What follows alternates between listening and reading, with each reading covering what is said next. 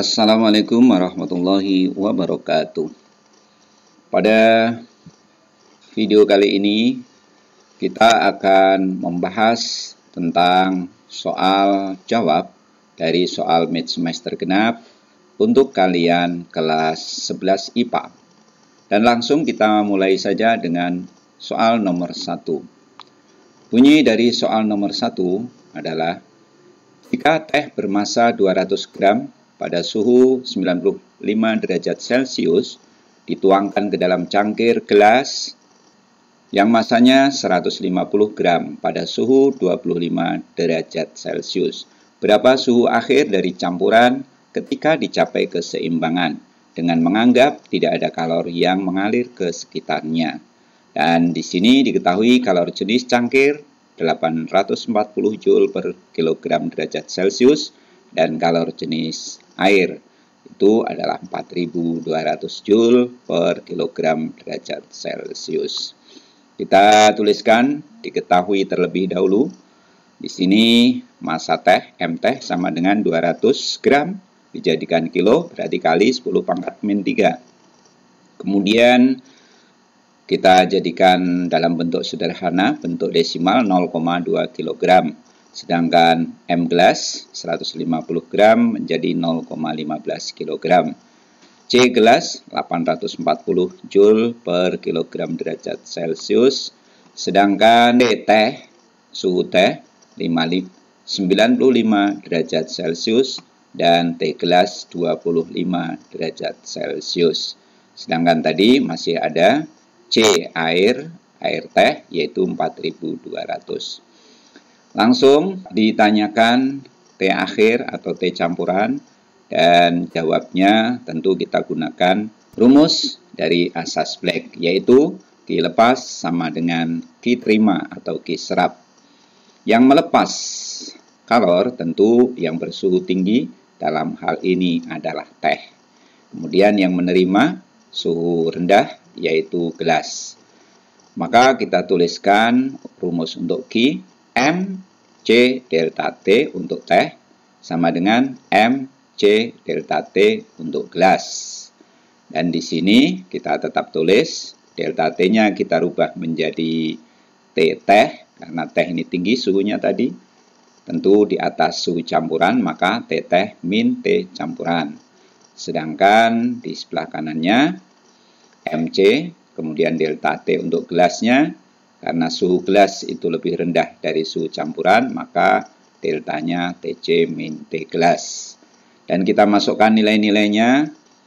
M teh 0,2, C tehnya 4200, delta T teh berarti teh, suhu teh untuk 95 dikurangi TC, M gelas 0,15, C gelas 840, TC yang ditanya min 25. Kalau kita kalikan 0,2 kali 4200 tentu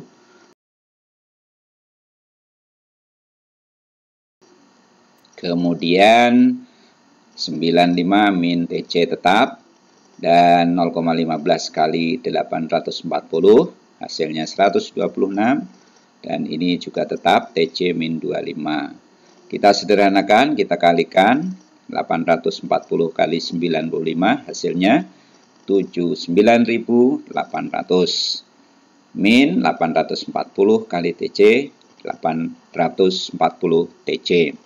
Kemudian 126 kali TC 126 TC.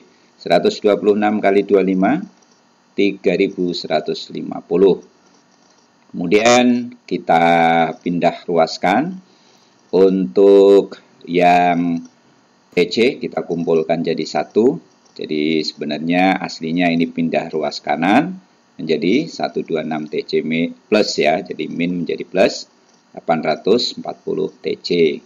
Sedangkan ini tetap, ini pindah ruas maka menjadi plus 79.800 plus 3.150.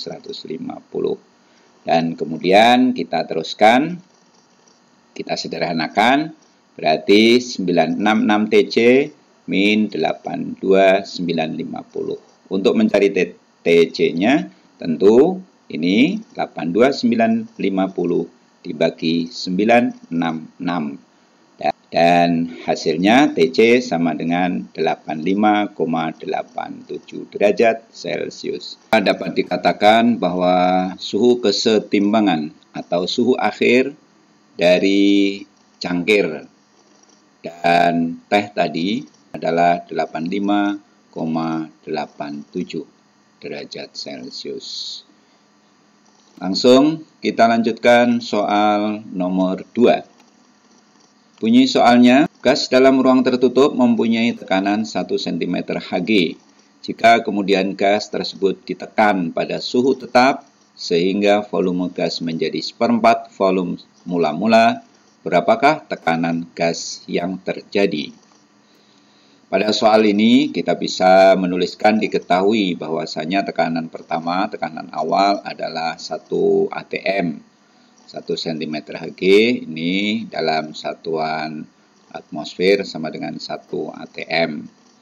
Kemudian ketika ditekan, gas tersebut ditekan pada suhu tetap. Berarti pada soal ini gas berlangsung melalui proses yang disebut dengan isotermik atau suhu tetap. Nah, pada suhu tetap ini volume gas setelah ditekan, volumenya menjadi 1/4 dari volume semula, maka V2 sama dengan 1/4 V1. Ditanyakan P2-nya atau tekanan gas akhir, maka bisa kita jawab dengan rumus hukum Boyle-Gay-Lussac. Dan di sini kita ingat proses gas berlangsung pada suhu tetap sehingga T1 sama dengan T2. Maka rumus dari hukum Boyle-Gay-Lussac yang semula P1 V1 ini per T1 sama dengan P2 V2 per T2. Jadi asalnya untuk hukum Boyle-Gay-Lussac seperti itu. Nah, karena T1-nya sama dengan T2, jadi bisa dituliskan menjadi P1 V1 sama dengan P2 V2. Dan di sini berarti P1-nya kita masukkan nilai 1, kemudian V1-nya tetap, P2-nya kita tetap tulis P2, sedangkan V2-nya tadi adalah 1/4 V1. Sehingga bisa dituliskan dalam bentuk V1 sama dengan 1/4 V1 P2. Dan bisa dituliskan P2 karena di sebelah kiri ada V1, sebelah kanan ada V1, jadi bisa dicoret ya. Sehingga P2-nya, ini 4-nya pindah ke sana ya. Sehingga P2 sama dengan 4 atm atau 4 atmosfer. Sekarang kita lanjutkan soal ketiga. Bunyi soalnya, seorang hipermetropi mempunyai titik dekat 100 cm, hendak membaca pada jarak 25 cm.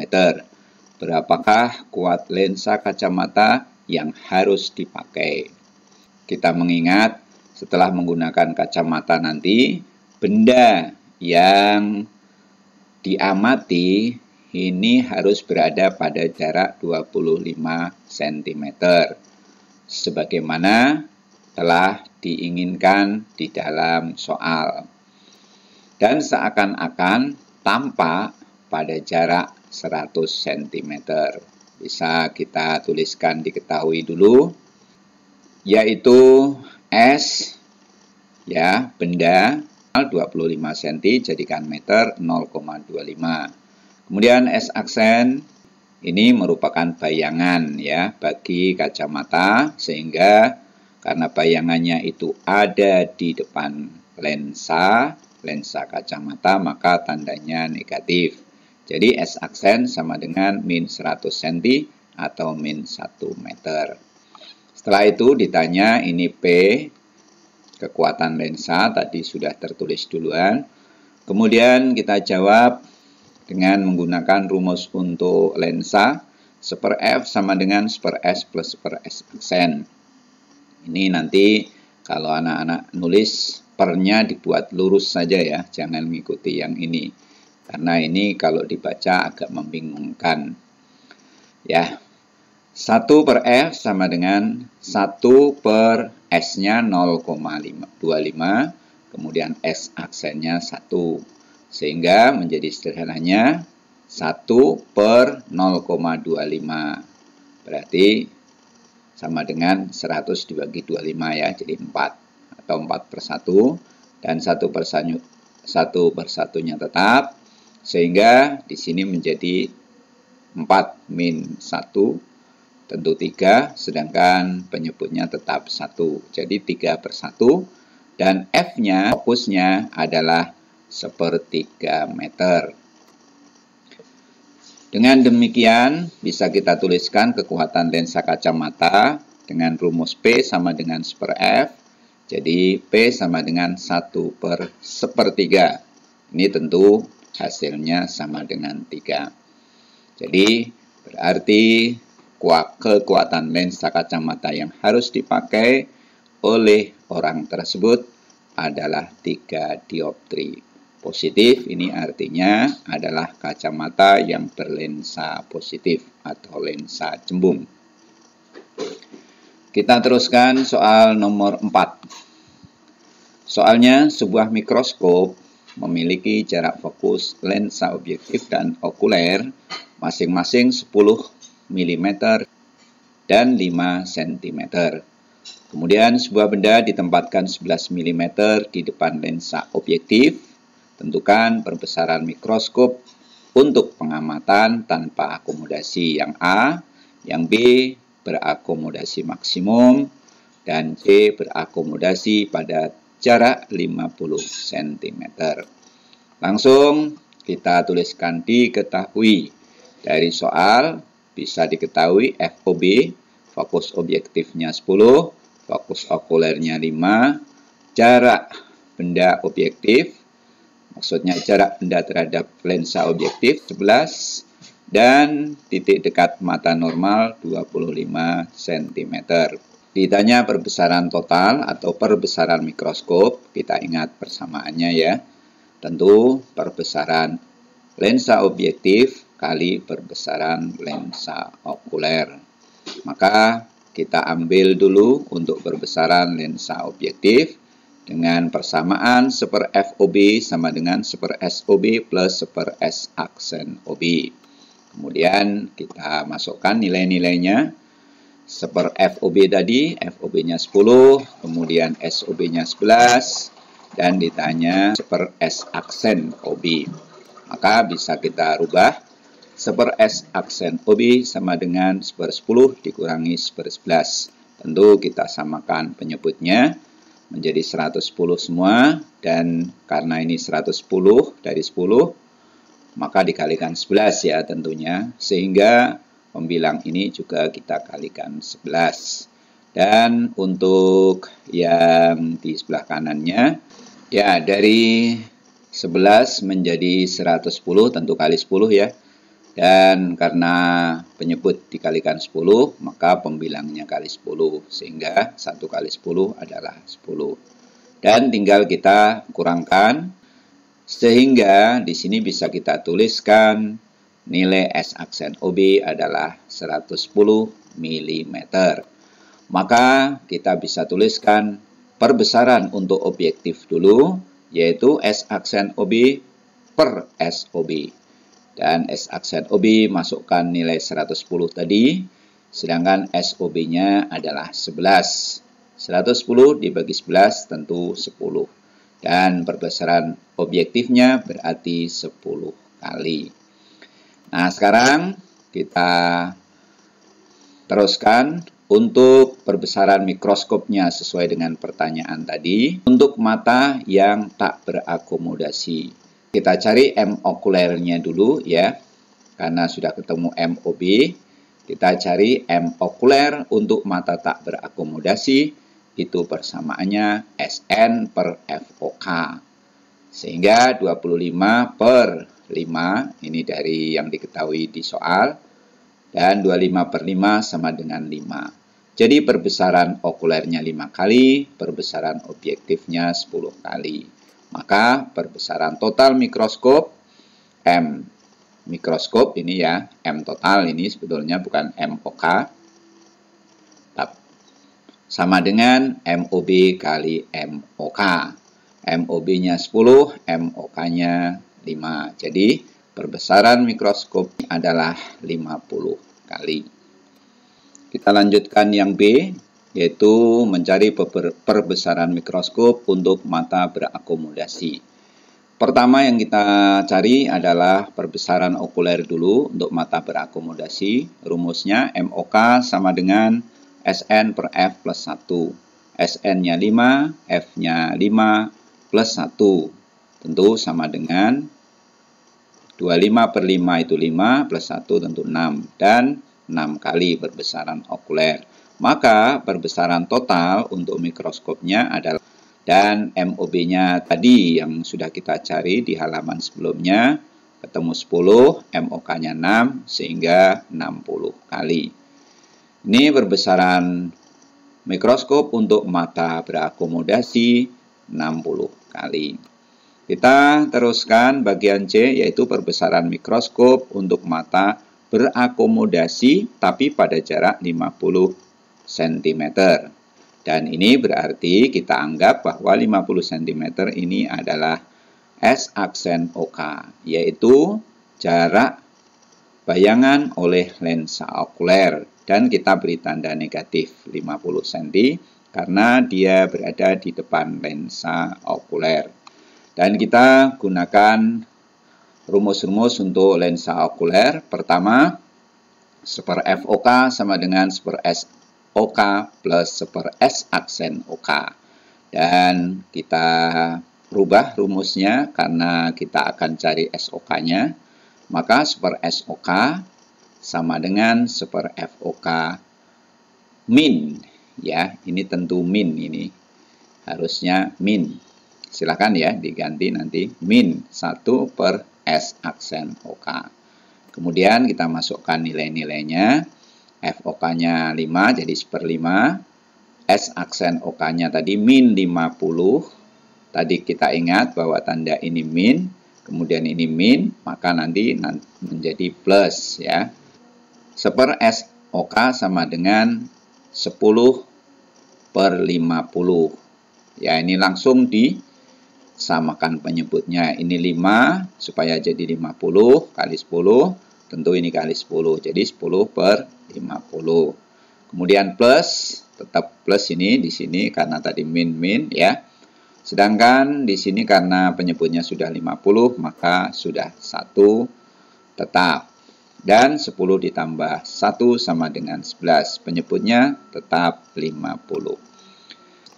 Kalau kita masukkan untuk mencari perbesaran okuler untuk mata berakomodasi, maka kita bisa tentukan MOK sama dengan SN per SOK.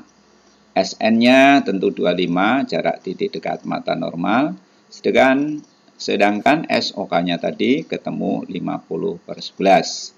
Maka karena ini pembagian 25/50/11, ini yang bagus ya, anak-anak silakan ditulis pernya itu jangan miring buat lurus. Maka nanti akan mudah. 25 kali ini dibalik 11/50.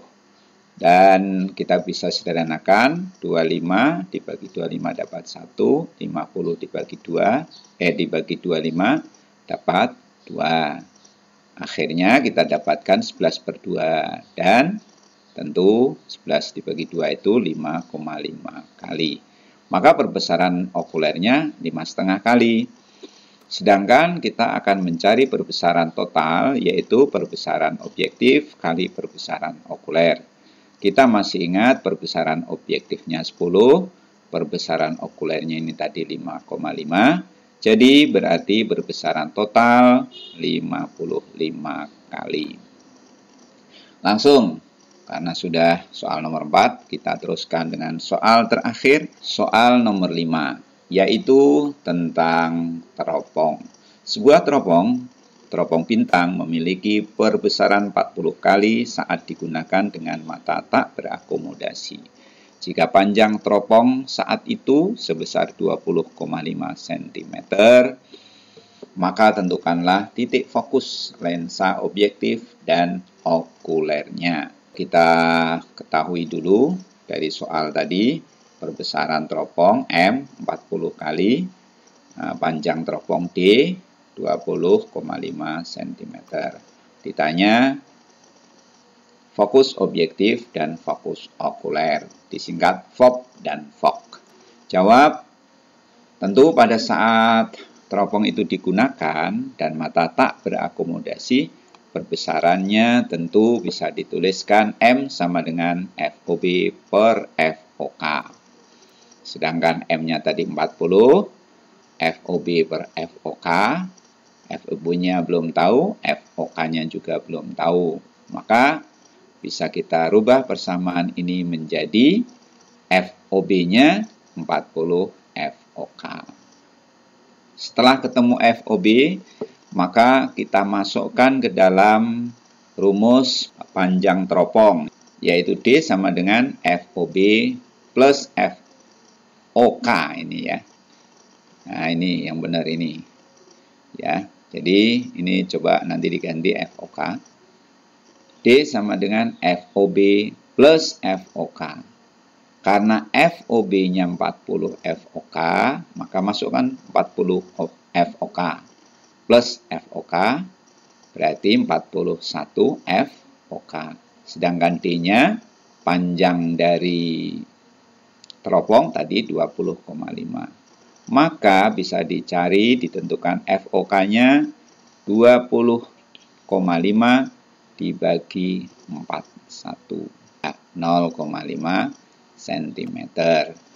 Dan kalau kita masukkan lagi ke rumus awal, yaitu D sama dengan FOB plus FOK, D-nya 20,5, FOB-nya kita akan cari, FOK-nya ketemu 0,5, maka FOB-nya ini pindah ruas menjadi negatif, 20,5 dikurangi 0,5, jadi 20. Jadi ini min ya sebetulnya ya. Sekali lagi, dilihat nih, FOB-nya 20 min, karena ini pindah ruas, min 0,5, jadi 20 cm. Jadi, titik fokus lensa objektifnya adalah 20 cm, sedangkan fokus okulernya adalah 0,5 cm. Demikianlah anak-anak sekalian, pembelajaran kita tentang pembekalan soal mid semester ini. Semoga ini bisa kalian gunakan untuk nantinya menyelesaikan soal-soal mid semester yang akan kalian lakukan. Terima kasih atas perhatian kalian dan saya ucapkan wassalamualaikum warahmatullahi wabarakatuh.